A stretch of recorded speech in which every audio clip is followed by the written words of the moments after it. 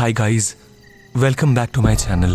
আর আজ আমি আমার চ্যানেলে আপনাদের জন্য কোনো মজার ভিডিও নিয়ে আসিনি, বরং আমি নাসিকের ঘন জঙ্গলের মধ্যে এমন একটা বাড়ির ভিডিও নিয়ে এসেছি যেখানে কোনো কিছুই একদমই ঠিক লাগছে না।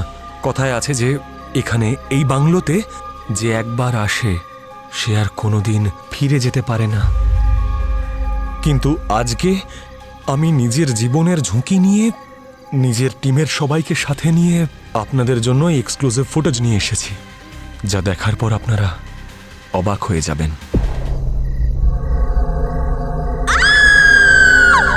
আরে কি হলো? রাজ, এখানে রক্ত। রক্ত? এটা রক্ত নয়। আর তুই কি করে জানলি যে এটা রক্ত? জানিস আমার কি মনে হয়, সব গ্রামবাসীরা মিলে এখানে এসে পার্টি করে। আরে তাদেরই ফেলা জুস বা কোল্ড ড্রিঙ্কসের দাগ এটা। কিন্তু রাজ, তুই তো আমায় এটা আগে বলিসনি। আমার না এখানে খুব ভয় করছে। গাইজ, এখানে লাইটও নেই। গাইস, এদিকেও কিচ্ছু নেই। Guys just come here. এদিকে আয়, এখানে এখানে দাঁড়া, একটু ভালো করে মন দিয়ে দেখ। এখানে কোনো মুভমেন্ট হচ্ছে না, কোনো আওয়াজও হচ্ছে না। আর ওই দিকটা দেখ, পর্দাটা নড়ছে। আর ওটা একটাও পর্দা নড়ছে না। এখানে এমন কিছুই নেই যা দেখে আমরা ভয় পাবো। এই সুযোগের সদ্ব্যবহার করা যাক। তুই ক্যামেরাটা বের কর, 100 মিলিয়ন ভিউজ হবেই হবে। ওকে, মানে আমাদের এখন সেটাই করতে হবে যেটা আমরা সবসময় করি। গাইজ, সত্যি বলতে কি আমার কেন জানি না মনে হচ্ছে যে আমাদের ছাড়াও এখানে কেউ আছে। আর মনে হচ্ছে যেন আমাদের দেখছে। আর যদি সত্যি বলি, আমার মনে হচ্ছে যে আমরা তার বাড়িতে এসেই তাকে আরো বেশি রাগিয়ে দিয়েছি। আর আমার একটা অদ্ভুত ফিল হচ্ছে। গাইজ, দেখলেন আপনারা? আপনারা আওয়াজ শুনলেন? আমি বলেছিলাম এখানে কেউ না কেউ নিশ্চয়ই আছে। গাইজ, যেমনটা আপনাদেরকে বলেছিলাম, এই বাংলোটা খুবই হন্টেড। আর আমার অনেকক্ষণ ধরে মনে হচ্ছে কেউ যেন আমাদের উপর নজর রাখছে।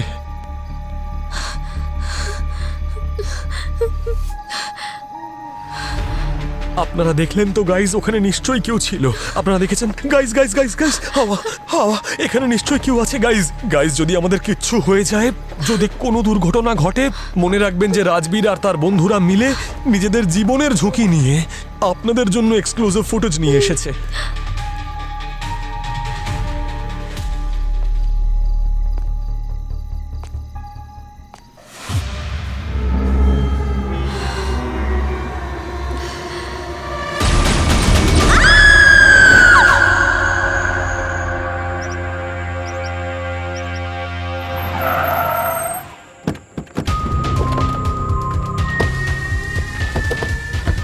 আপনাদের মধ্যে ফোনটা কে করেছিলেন?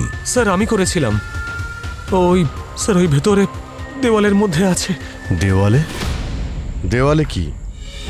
স্যার, দেওয়ালের ভেতরে কিছু কিছু একটা আছে স্যার। আমি ওদের প্রথমেই বলেছিলাম এই বাংলোটা হন্টেড। হন্টেড? আর আপনারা একটু ক্রাইম সিন থেকে দূরে থাকুন, হ্যাঁ? কিন্তু আশেপাশেই থাকবেন।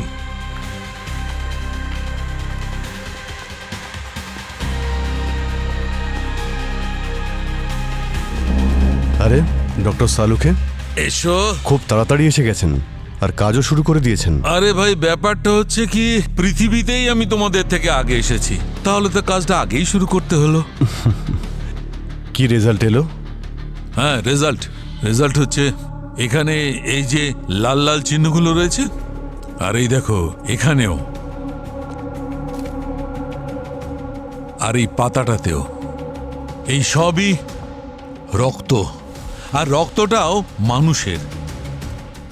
কিন্তু স্যার, আমি এখানকার লোকাল রেকর্ড চেক করেছি, কোনো ডেথ রিপোর্ট নেই, মিসিং রিপোর্ট নেই। মানে আমি এই বাংলোর কথা বলছি না, পুরো গ্রামের কথা বলছি।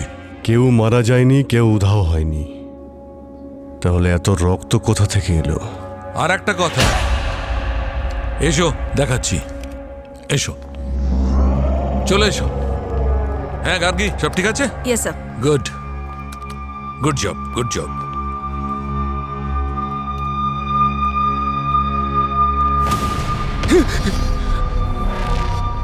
কি হলো? আরে পঙ্কজ, ভয় পেও না। হয়, এরকম হয়। আমিও যদি তোমার মতো দুর্বল চিত্তের হতাম না, আমারও কথা বন্ধ হয়ে যেত। ভয় পেও না, আমি আছি তো। তাহলে এই ভ্লগারের ছেলেমেয়েগুলো এই কুড়ুল ধরা হাতটাকেই দেখেছিল। এই পুরো বাড়িটাকে ভালো করে সার্চ করতে হবে। হ্যাঁ স্যার। চেক করো।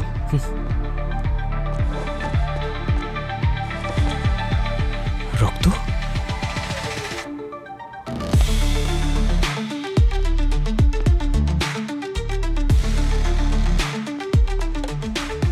এখানেও রক্ত?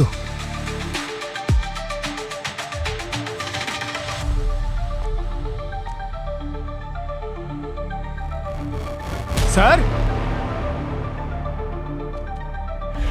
হ্যাঁ পঙ্কজ, স্যার,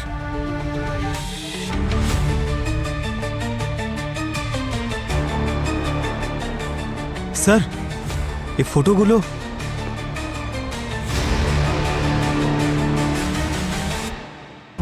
যদি ইনফরমেশন ঠিক হয় তাহলে এই শেখর হবে, আর পাশে ওর স্ত্রী ধীরজা, আর এটা ওর বোন দীপ্তি। প্রপার্টির রেকর্ডে এই নামগুলোই আছে। এখানে মনে হচ্ছে ভয়ানক কিছু হয়েছে বস। চারিদিকে রক্তই রক্ত, কিন্তু কবে হয়েছে জানা নেই। আর কেউ কাউকে মেরে দেওয়ালে কেন গেঁথে দেবে? সেটাই তো।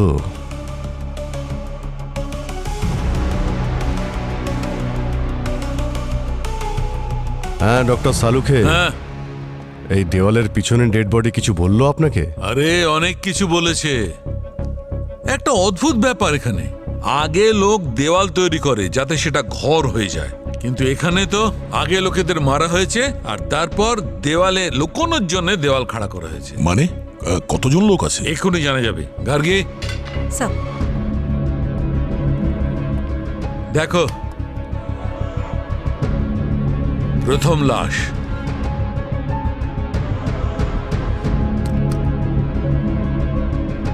এটা হচ্ছে দ্বিতীয়টা,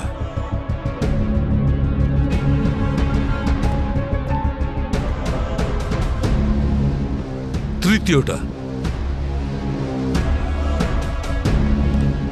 এই দেখো, এই দেওয়ালটায় সব মিলিয়ে 3টে লাশ আছে। 3 মাথা যেখানে বাধা হয় সেখানে।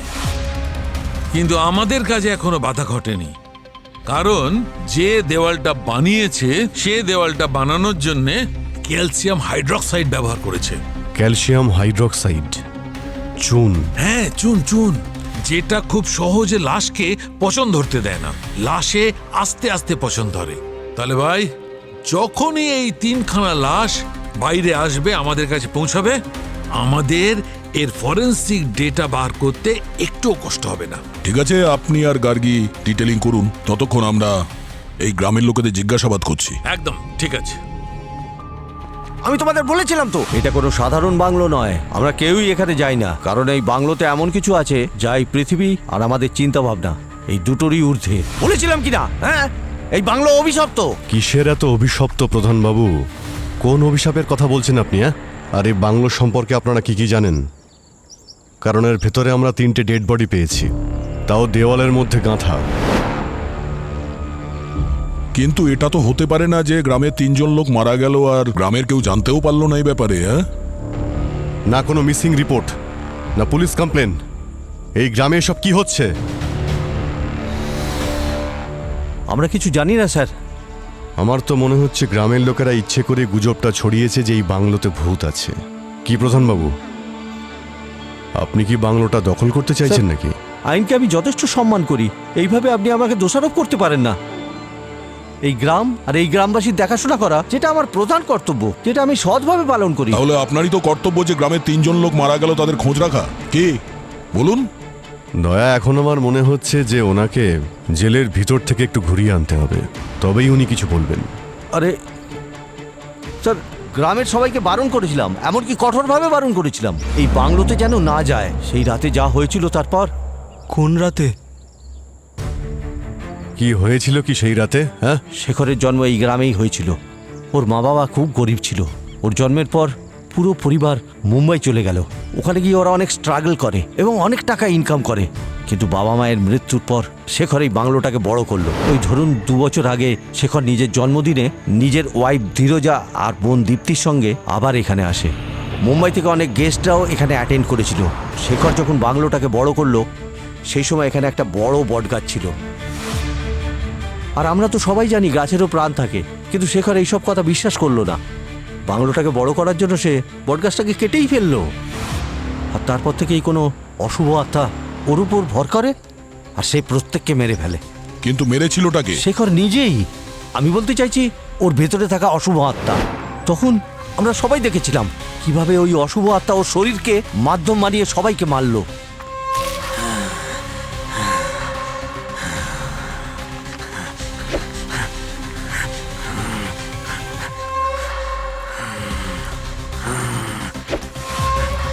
সরে যা, আমি ওই শয়তানদের মেরে ফেলবো।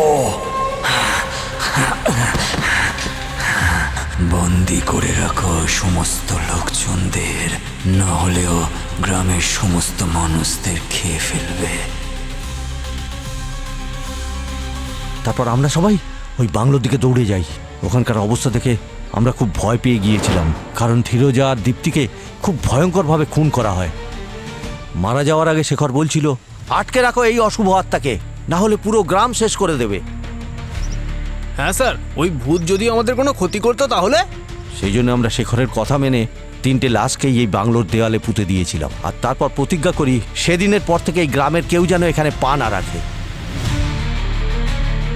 কিন্তু স্যার, এই শহরের ছেলেগুলো ওই ভূতটাকে আবার জাগিয়ে দিয়েছে ওই বাংলোতে গিয়ে। ওই ভূতটা আবার শিকার করতে বেরিয়ে পড়েছে স্যার। এই ভূত ট্রুথের গল্প শোনানো বন্ধ করুন, বুঝলেন? সব বাজে কথা। আর এটা কোনো অভিশপ্ত নয়, অপরাধ এটা। আপনারা জানেন কত বড় অপরাধ করেছেন? 3টে খুনের কথা পুলিশের কাছে লুকিয়েছেন, আবার 3টে ডেড বডিকে উধাও করে দিয়েছেন। প্রধানবাবু, আপনি কিন্তু চোখের সামনে থাকবেন। একবার এই কেসটা সলভ হয়ে গেলে আপনার সঙ্গে দেখা করব। কেউ কোথাও যাবে না।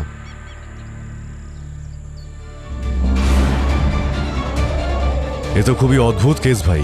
3 জনের মধ্যে একজন খুনি ছিল যে বাকি 2 জনকে মেরেছিল, আর তারপর নিজেও মারা যায়।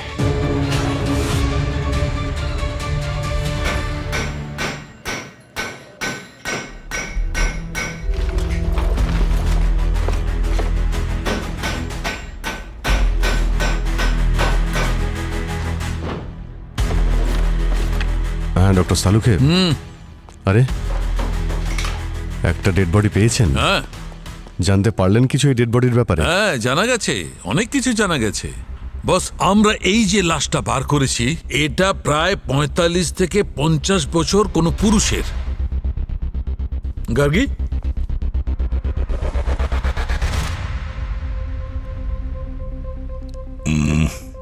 মনে হচ্ছে এটা শেখরই।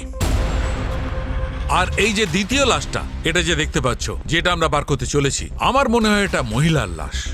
ধীরজা বা দীপ্তি? এই 3 জনই যে ভিকটিম এটা কনফার্ম। 1 নম্বর শেখর, ওর স্ত্রী ধীরজা, আর ওর বোন Dipti. Very good sir. Sir, আমি বলছি যে দেখুন, কিছুক্ষণের মধ্যেই সন্ধে হয়ে যাবে, আর এই জায়গাটাও না আমার ঠিক মনে হচ্ছে না। আমার সাজেশন হচ্ছে আমরা এখন এখান থেকে চলে যাই, আবার কালকে চলে আসবো। না, তার প্রশ্নই ওঠে না পঙ্কজ, কারণ এই ডেড বডিটা অলরেডি হাওয়ায় এক্সপোজ হয়ে গেছে। ভোর পর্যন্ত যদি আমরা এটা রেখে যাই, তবে এটা এতই পছন্দ ধরবে যে এর থেকে ফরেনসিক ডেটা বার করা অসম্ভব হয়ে যাবে। জানাই যাবে না এরা কারা আর কিভাবে মারা গেছে। ডক্টর সালুকে, আপনাদের দুজনের সিকিউরিটির জন্য আমাদের একজন সাহসী অফিসার পঙ্কজকে এখানে রেখে যাচ্ছে। আরে স্যার, আমি কেন? স্যার, আপনি সবসময় এরকম একটা সিচুয়েশনে আমাকে কেন ঠেলে দেন? আর স্যার, আমি কি কোনো ফরেনসিক ভালো ডক্টর? হয়েছে নও তুমি, আমি কি করব এখানে ভালো থেকে? হয়েছে যে তুমি ফরেনসিক ডক্টর নও। আরে তুমি একে রেখে যাচ্ছ আমার প্রোটেকশনের জন্য। হ্যাঁ, এ একটু হাওয়া চললে যদি জানলা খটখট করে ওঠে, ও অজ্ঞান হয়ে যায়। না ভাই, আমার দরকার নেই, কোনো প্রোটেকশন আমার দরকার নেই। Thank you.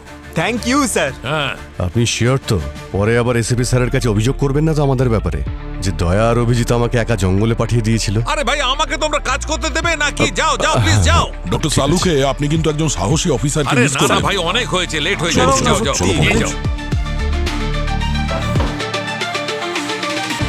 পঙ্কজ, এই 3 জন ভিকটিম, দীপ্তি, ধীরজা আর শেখর, এদের ব্যাপারে কি জানতে পেরেছো? স্যার, শেখরের একটা ইনভেস্টমেন্ট ফার্ম ছিল, ও বেশিরভাগ কাজ বাড়ি থেকেই করতো। আচ্ছা, স্যার, আর শেখরের ওয়াইফ ধীরজা এলএলপি কুমার হসপিটালের কনসালটেন্ট। কিন্তু 1 মাস আগে উনি হসপিটালে রেজিগনেশন দিয়ে দেন। এটা বলে উনি গ্রামে গিয়ে মানুষদের সাহায্য করবেন আর ওখানেই প্র্যাকটিস করবেন। স্যার, হ্যাঁ, ওনার বোন দীপ্তি একজন লয়ার ছিলেন। ইনভেস্টর, কনসালটেন্ট, লয়ার, তিনজনই ওয়েল সেটেলড ফ্যামিলিতে বিলং করত। ভালোই চলছিল। এই তিনজনেই 2 বছর থেকে নিখোঁজ। কিছুতেই বুঝতে পারছি না ওদের ফ্যামিলির মধ্যে কেউ একজন ওদের ব্যাপারে কোনো খোঁজ খবর, এমনকি পুলিশ স্টেশনে গিয়ে কোনো মিসিং রিপোর্টও লেখায়নি। এটা আমার কাছে ভীষণ অদ্ভুত। স্যার, একদিক থেকে দেখতে গেলে এরা তিনজনই অনাথ স্যার।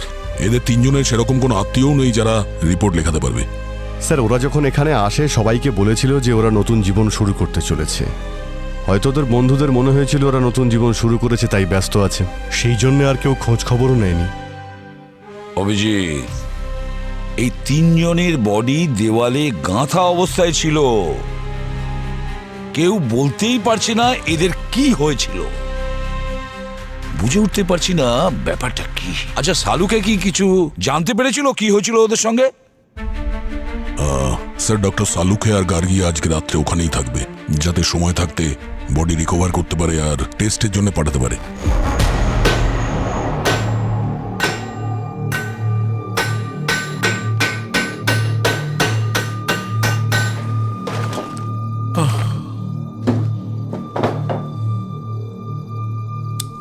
আরে আরে এই আলোটা কি করে চলে গেল? আরে ভাই, আরে ভাই, এটাও এখনই খারাপ হতে হলো। গার্গী, স্যার, এর ব্যাটারি তো খারাপ হয়ে গেছে, কি করব? স্যার আপনি আমার লাইট নিয়ে নিন। আরে বাবা, তুমি কি করে কাজ করবে? হ্যাঁ, দাঁড়াও দাঁড়াও, একটু ভাবি। সেরকম কিছু আছে কি এখানে? আরে এইটা কাজে আসবে। এইটা মান্ধাতার আমলের একটা ল্যাম্প, কিন্তু এখন তো আমাদের কাজে আসবে। একটা কাজ করো, ওই টুলটা নিয়ে এসো, নিয়ে এসো।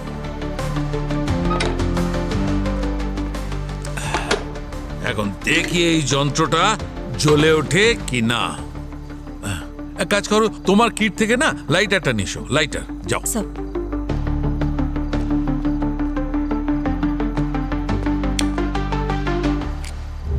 ভেরি গুড, আমার কাজ হয়ে গেছে।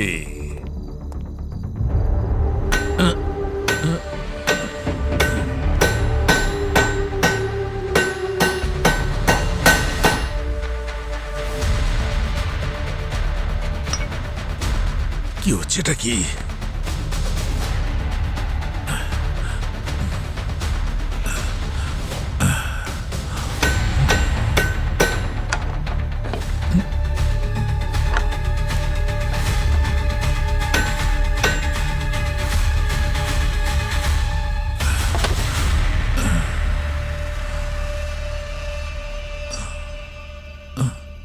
স্যার আপনি ঠিক আছেন তো?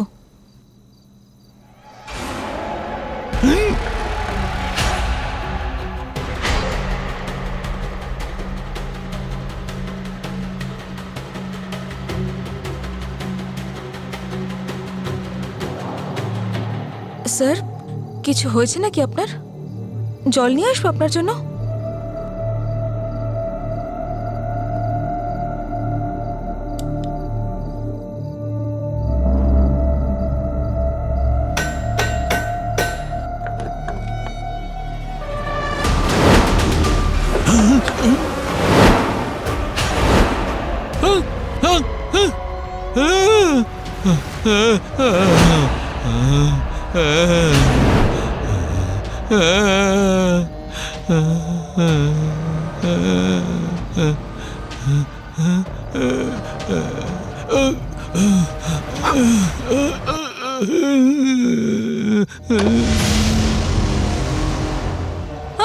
আমি ছাড়বো না তোমায়।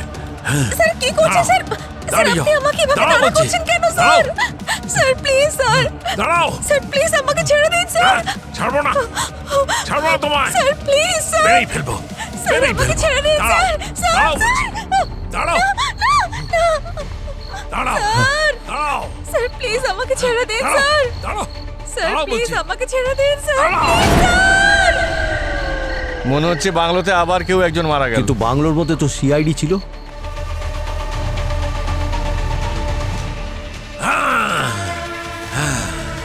দাঁড়াও দাঁড়াও, নাহলে মেরেই দেবো। এসো এসো, আমার সামনে এসো, ছাড়বো না তোমায়। দাঁড়াও দাঁড়াও দাঁড়াও দাঁড়াও, আমি তোমাকে মেরেই ফেলবো। দাঁড়াও বলছি, দাঁড়াও। সামনে এসো, ছাড়বো না তোমায়। সামনে এসো, ছাড়বো না তোমায়। দাঁড়াও।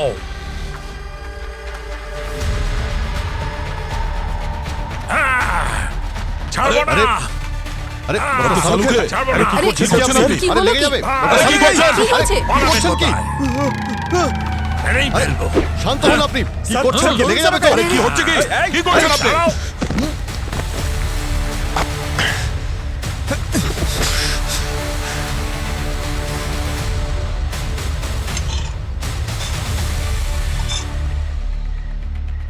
ডক্টর সালুকে কি করছেন কি আপনি? ডক্টর সালুকে, কিছুতেই ছাড়বো ডক্টর না। সালুকে কি আপনি?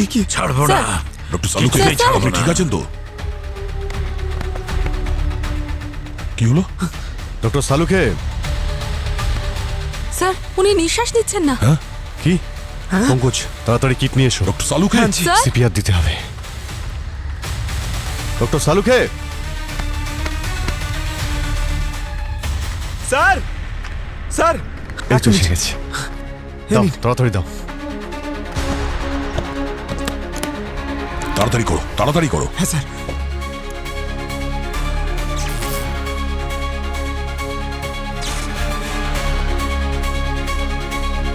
নিঃশ্বাস পড়ছে। তাড়াতাড়ি অ্যাম্বুলেন্সে ফোন করো, ওনাকে হসপিটালে নিয়ে যাও, অ্যাডমিট করতে হবে। সালুকে স্যার, স্যার উঠুন। গার্গি কোথায়? গার্গী, ও তো ডক্টর সালুকের সঙ্গেই ছিল। ওর আবার কিছু। গার্গি, গার্গী, গার্গী, গার্গী, গার্গী, গার্গি, গার্গি। স্যার কোথাও নেই। গার্গী, গার্গী, গার্গী, গার্গী, গার্গী, গার্গী, দরজা খোলো, আমরা চলে এসেছি। স্যার, গার্গী, তুমি ঠিক আছো তো? ইটস ওকে, ভয় পেও না। কি হয়েছে বলো? হ্যাঁ, কি হয়েছে? হ্যাঁ, গার্গী, তুমি ঠিক আছো? কি হয়েছে? হ্যাঁ, সাবধানে, আর সাবধানে, সাবধানে, সাবধানে। হ্যাঁ বলো। স্যার, ওই সালুকে স্যার আমাকে মারতে চাইছিলেন স্যার। উনি আমাকে হাতে কুড়ুল নিয়ে তাড়া করেছিলেন। আমি যদি এখানে লুকিয়ে পড়ে দরজা ভেতর থেকে না বন্ধ করতাম, তাহলে উনি আমাকে মেরেই ফেলতেন স্যার। নিয়ে যাও। গার্গি, তুমি যাও এখান থেকে। যাও। চলো চলো। দয়া, এসব কি হচ্ছে বাংলোর ভিতরে? ডক্টর সালুকেরও মাথা খারাপ হয়ে গেছে। কিছু তো আছে এখানে। মাই গড, এসব হলো কি করে? কি করেই বা হলো? তাও আবার শাহরুখের সঙ্গে। শাহরুখের সঙ্গে এই সমস্ত কিভাবে হয়? This is impossible, impossible. এটা কি করে? বুঝতে পারছি না স্যার, কালকে রাত্রে ওখানে ডক্টর সালুকের সাথে কি হয়েছে যে উনি মানসিক ভারসাম্যই হারিয়ে ফেলেছেন। মাই গড, এখন কোথায়? স্যার হসপিটালেই আছেন। ডক্টরের সঙ্গে কথা হয়েছে, এখন স্টেবল। হ্যাঁ, কে নিয়ে গিয়েছিল হসপিটালে? পঙ্কজ। তুমি এখানে কি করছো? শালুকে একা কেন হসপিটালে রেখে এসছো? যাও এখনই, ভালো করে খেয়াল রাখবে ওনার। গোলমাল আছে, নিশ্চয়ই অনেক বড় গোলমাল আছে। কিছু না কিছু গোলমাল নিশ্চয়ই আছে। শালুকে এরকম অদ্ভুত রকমের আচরণ করছে। না না না না, কোনো রহস্য তো আছে, কোনো একটা রহস্য আছে যেটা আমাদের হাতে এসে গিয়েও ফসকে যাচ্ছে। কি হতে পারে? স্যার আর একটা কথা স্যার, এই শেখরের বাড়ির ইলেকট্রিসিটির মিটারে কিছু গন্ডগোল আছে স্যার। এই দেখুন। আরে, এ তো জেনে শুনে ইলেকট্রিকের তার কেটেছে, জেনে শুনে। দয়া স্যার, এসব শেখরের বার্থডে পার্টির রাতেই হয়েছে, তাই না? তার মানে একটা কাজ করো, শেখরের বার্থডে পার্টির রাতে কারা কারা এসেছিল তাদের একটা লিস্ট বানাও। ওদের মধ্যে কেউ তো নিশ্চয়ই আছে যার কিনা শেখরের মৃত্যুতে লাভ হয়েছিল। গার্গী, আমি বলছিলাম যে কোথায় গেল গার্গী? ডক্টর গার্গী, আরে গেল কোথায়? প্যাথোলজি ল্যাবে নেই তো?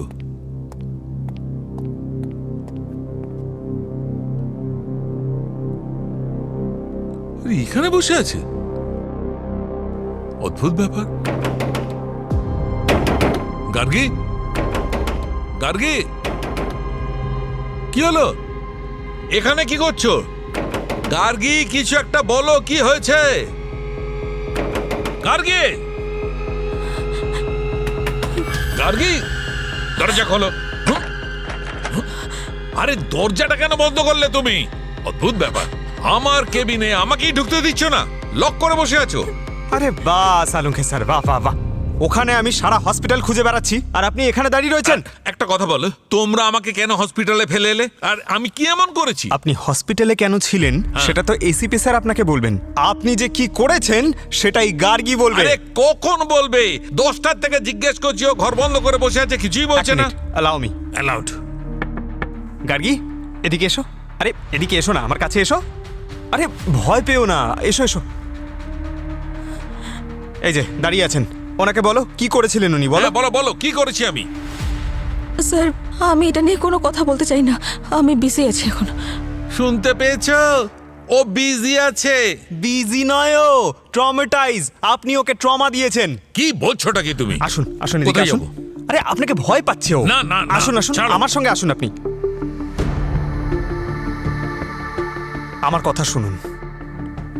কাল রাতে কি হয়েছে? কাল রাতে আপনার ওপর একটা ভূত ভর করেছিল। আরে কি উল্টোপাল্টা বকছো? একজন সায়েন্টিস্টের কাছে তুমি বলছো কি সব আরে ভূত? স্যার, সায়েন্স টাইন্স সব নিজের জায়গায় ঠিক আছে, কিন্তু আজ পর্যন্ত হিস্ট্রিতে এমন কোনো হরর পিকচার নেই যেটা আমি দেখিনি। হিন্দি, ইংলিশ, ফিলিপিনো সব।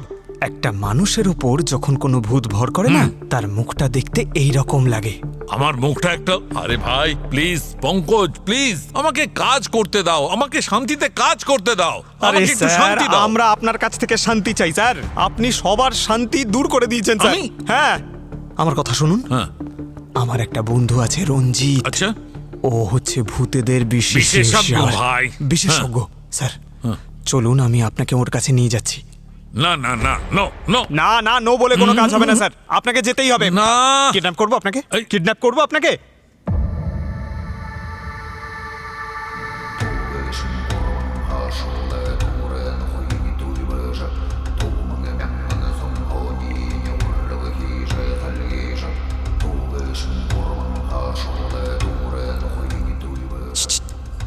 ইনি সে যার ব্যাপারে আপনাকে বলেছিলাম না, যার মধ্যে একটা শান্ত থাকুন, উনি মৌনতাই পছন্দ করেন। Sorry sorry sorry sorry sorry.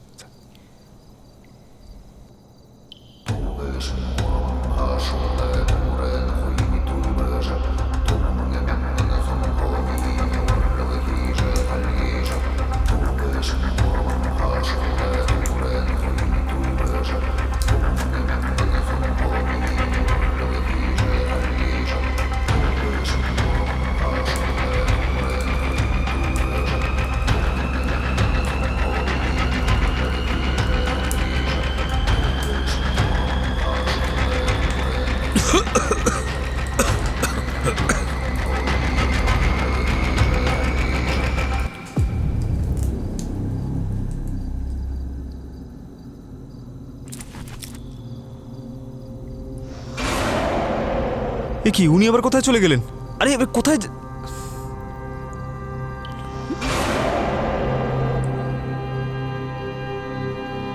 সালুকে sir?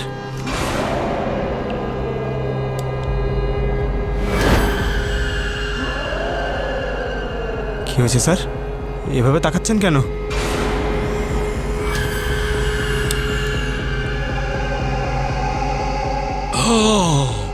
আরে স্যার, এরকম লাল লাল চোখে তাকাচ্ছেন কেন?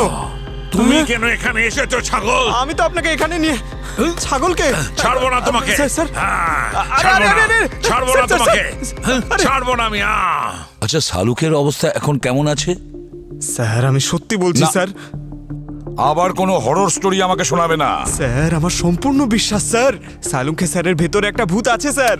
সেই জন্য তো আমি যখন ওনাকে আত্মা বিশেষ কি? স্যার আত্মা বিশেষজ্ঞের কাছে নিয়ে গেছিলাম না স্যার, তখন ওই আত্মা আমার উপর অ্যাটাক করেছে স্যার, আমাকে মারার জন্য। কেন বলুন তো স্যার? কারণ সালুকে স্যারকে আমি ওখানে নিয়ে গেছিলাম না, সেই জন্য। মাথায় কি গোবর পোড়া আছে? বোকা কোথাকার! এরকম কখনো হয়? কোনোদিন দেখেছো? প্রত্যেক ঘটনার পিছনে সায়েন্টিফিক রিজন থাকে, সেটার খোঁজ নাও। আর মনে রেখো, এরপরে যদি একটাও হরর ফিল্ম দেখো তাহলে সিআইডির বাইরে। না স্যার, আর দেখবো না স্যার। হ্যাঁ, কিছু জানতে পারলে ওই তিনজনের ব্যাপারে? না স্যার, তেমন কিছু বিশেষ নয়। আমরা খুব ভালো করে চেক করেছি স্যার। শেখরের মৃত্যুতে কারো লাভ হতে পারে সেটা তো মনে হচ্ছে না। ওর প্রপার্টি, শেয়ার, ইনভেস্টমেন্ট সবকিছু একদম একই রকম আছে। তাহলে এটা হয়নি তো যে খুনির আসল শিকার ধীরজা বা দীপ্তি হতে পারে, আর ওই শেখর বেচারা অযথাই মারা গেল? স্যার, দীপ্তির রেকর্ড তো একদম ক্লিয়ার, ওর ওপর সন্দেহ করার কোনো কারণ নেই। আর স্যার এই যে ধীরজা, উনি কবচ রক্ষার সঙ্গে যুক্ত। কবচ রক্ষার সঙ্গে যুক্ত? 3টে লোক খুন হয়ে গেছে, ধীরজা, ওর স্বামী আর ওর ননদ। হোয়াট? ধীরজা যখন এখানে কাজ করতেন, আপনি তো ওনার সিনিয়র ছিলেন। ম্যাম, আমি শুধু ওনার সিনিয়রই নই, ওর সব থেকে ভালো বন্ধুও ছিলাম। ধীরজার কারোর সঙ্গে শত্রুতা ছিল? আমি ওর সঙ্গে বেশ কিছু বছর কাজ করেছি। আমি তো এটা ভাবতেই পারছি না যে ওর কোনো রকম শত্রু থাকতে পারে। ওই হসপিটালের সব থেকে পছন্দের ডাক্তার ছিল। তাহলে ধীরজা রিজাইন কেন করলেন? ওর স্বামীর সঙ্গে গ্রামে যেতে চেয়েছিল। শেখর ওখানে একটা নতুন জীবনের স্বপ্ন দেখেছিল, আর ধীরজা শেখরের স্বপ্নকে নিজের করে নিয়েছিল। জানেন তো, আমি ওর নাম কবচ রক্ষার জন্য রেকমেন্ড করেছিলাম। কবচ রক্ষা? কবচ রক্ষা একটা স্পেশাল ডিফেন্স অর্গানাইজেশন। এরা ইন্ডিয়াতে রিসার্চ অ্যান্ড ডেভেলপমেন্টের সঙ্গে যুক্ত ওয়েপন টেকনোলজি, বায়োপেনের ওপরে তারা কাজ করে, রিসার্চ করে। স্যার, ধীরজার ক্রেডেন্সিয়ালে লেটার অফ অ্যাপ্রিসিয়েশন আছে স্যার, যেটা কবচ রক্ষা দিয়েছে কোনো বিশেষ সার্ভিসের জন্য। কিন্তু স্যার, একটা ডিফেন্স অর্গানাইজেশন একজন নর্মাল ডক্টরকে অ্যাপ্রিসিয়েশন লেটার কেন দেবে? এটাও তো হতে পারে যে এই কবচ রক্ষা 3টে মার্ডারের সঙ্গে কোনো সম্পর্ক আছে। কবচ রক্ষা।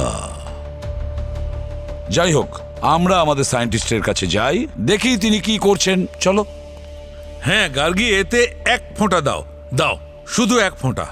হ্যাঁ, চেক করো ভাই। হ্যাঁ। আবার কুড়ুল তুলেছিলে নাকি কাউকে মারবে না, বলে? না, খোলো না, খোলো না। আমি তো হ্যাঁ? নিজেই গার্গীকে বলেছি আমাকে বেঁধে দাও। কে জানে আমার শরীরে আবার কে কবজা করে বসে। আরে কি সব বাজে কথা বলছো? আরে বাজে কথা বলছি না বস, সত্যি বলছি।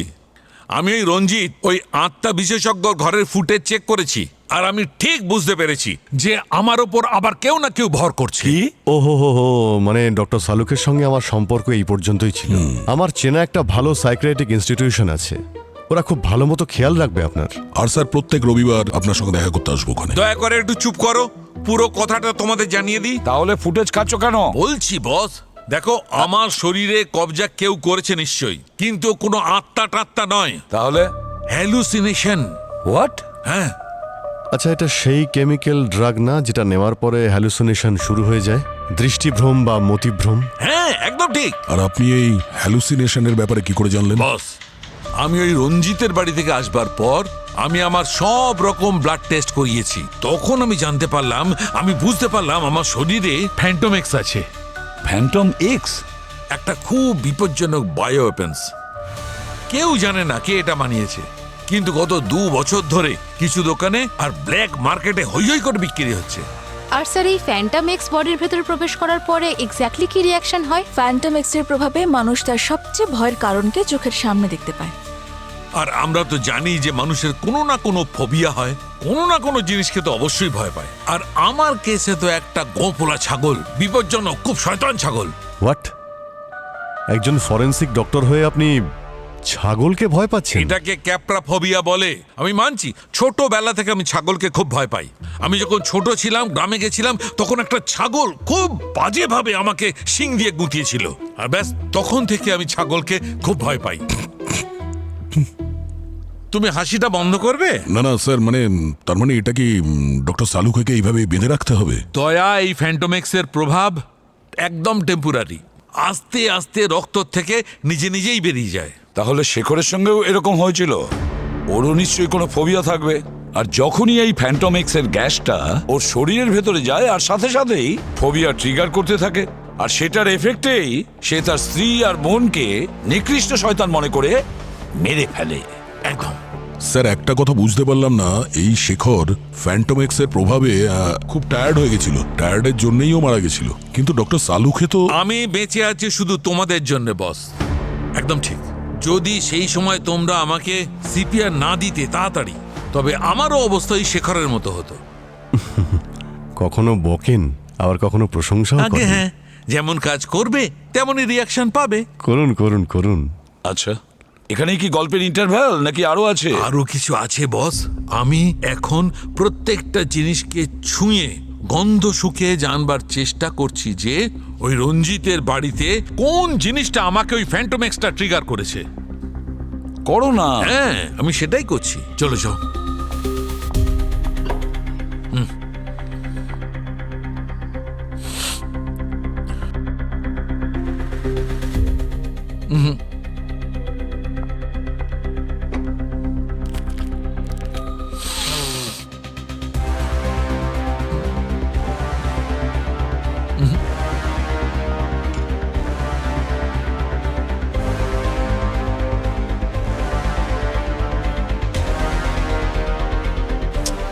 না,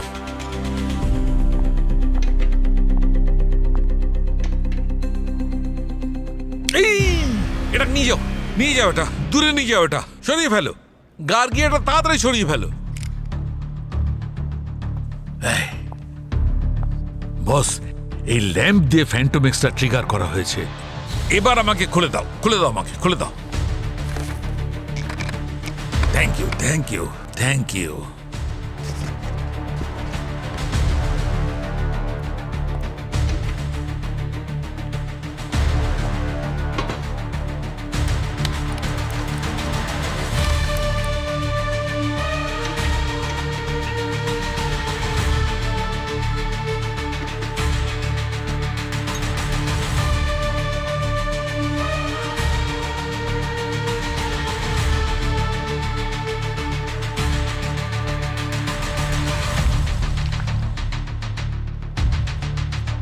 এই দেখো বস, এটা পিঙ্ক হয়ে গেছে, আর এইটার দ্বারাই প্রমাণ হচ্ছে যে ওই ফ্যান্টোমেক্স এর মধ্যেই ছিল।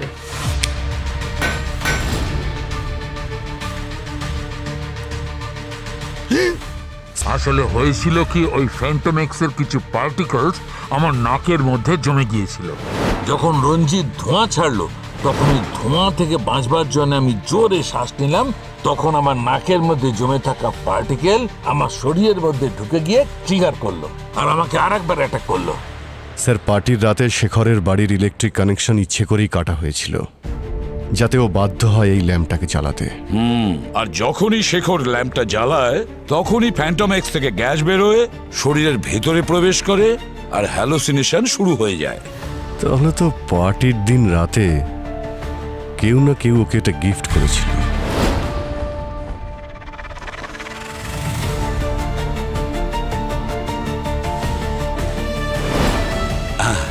আচ্ছা স্যার, কোনোভাবে এই ফ্যান্টোমেক্স কোনোভাবে কবচ রক্ষার সঙ্গে জড়িত নয় তো? কারণ এই কবচ রক্ষাও বায়ো ওয়েপন্সের ওপরে রিসার্চ করে। একদম ঠিক দয়া, ঠিক বলেছো তুমি।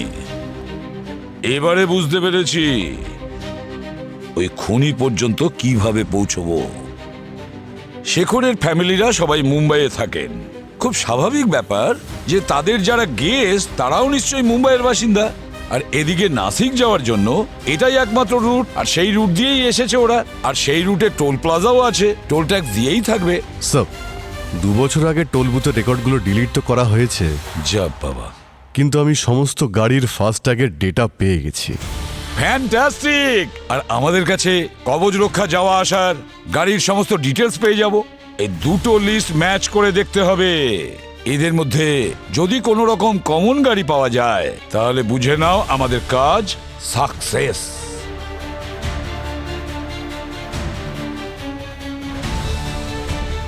দুটো নম্বর আছে স্যার। হ্যাঁ স্যার এই প্রথম নাম্বারটা তো এই ধীরজার গাড়ির নাম্বার, আর ও নিজেই ভিকটিম ছিল আর ও ওখানে কাজও করতো। কিন্তু এই দ্বিতীয় নম্বরটা কার? এই যে দ্বিতীয় গাড়ির লোককে দেখছো সেই আমাদের অপরাধী।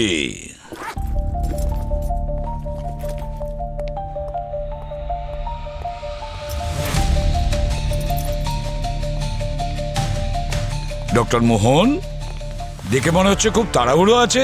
আরে আপনি এত ব্যস্ত হবেন না, আমাদের কাছে গাড়ি আছে, রাস্তাতে আপনাকে ড্রপ করে দেব। আপনারা এখানে? আমি আমি একটা মেডিকেল কনফারেন্সের জন্য যাচ্ছিলাম।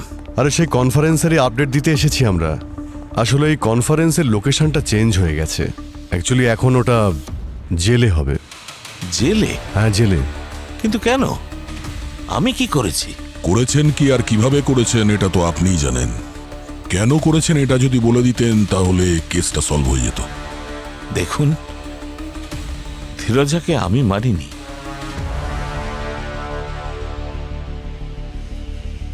কিন্তু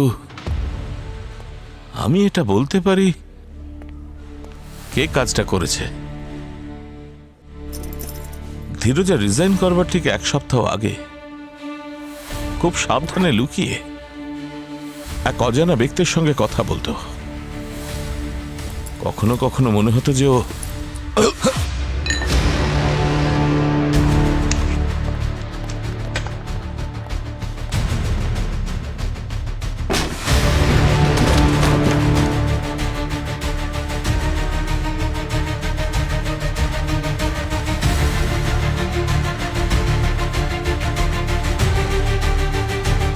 আরে ডাক্তার বাবু, আপনি গল্পটা ইনকমপ্লিট রাখলেন কেন?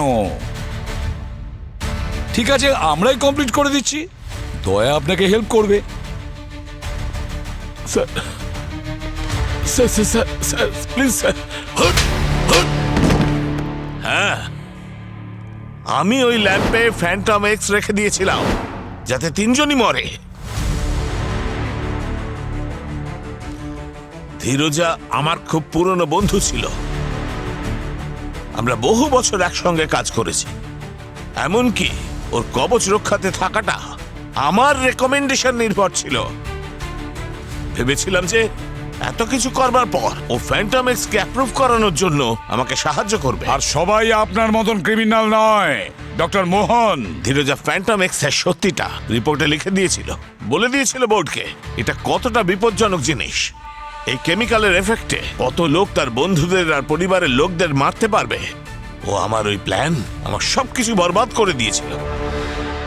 এই জন্য আপনার 2000 কোটি টাকা লোকসান হয়ে যায় না? হ্যাঁ, 2000 কোটি। আর আমি বুঝে গিয়েছিলাম যে যতক্ষণ ধীরজা বেঁচে আছে কবচ রক্ষা কখনোই আমার ফ্যান্টম এক্সকে অ্যাপ্রুভ করবে না। এটা ভেবেও রেখেছিলাম যে কিছু সময়ের জন্য এটা বন্ধ করে রাখবো, আর বেশ কিছুদিন পর এটাকে নতুন নামে ফিরিয়ে নিয়ে আসবো। আর তার জন্য ধীরজার এই দুনিয়া থেকে সরে যাওয়াটা জরুরি ছিল। আর আপনি শেখরকে মারার প্ল্যান করে নিয়েছিলেন, না কি? সেই জন্য শেখরকে ওটা বার্থডে গিফট দিয়েছিলাম, ওই অ্যান্টিক ল্যাম্প।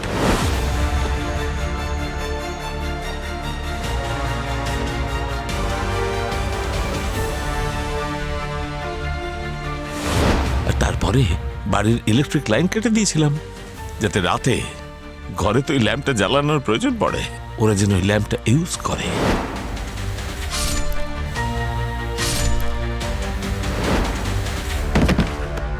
বাহ বাহ বাহ বাহ! যখনই শেখর ল্যাম্পটা জ্বালালো আর তখনই ফ্যান্টম এক্স থেকে গ্যাসটা শরীরে প্রবেশ করলো। ওর মনের ভেতরে যে আতঙ্কটা ছিল সেটা সাথে সাথে বাইরে বেরিয়ে আসে। ওর সামনে সেই ভয়ে এসে দাঁড়ায়। ডক্টর মোহন, আপনি 3 জন নিরীহ মানুষের প্রাণ নিয়েছেন।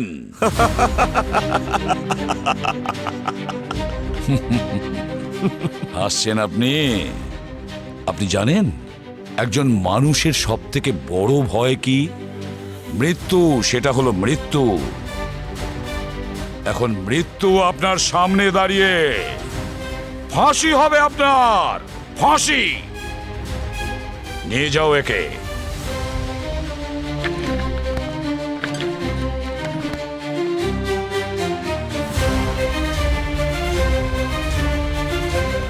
স্যার অন্তত এই রাজবীরের ফেক ভ্লগ ভিডিও চক্করে আসল শয়তানকে তো ধরতে পারলাম।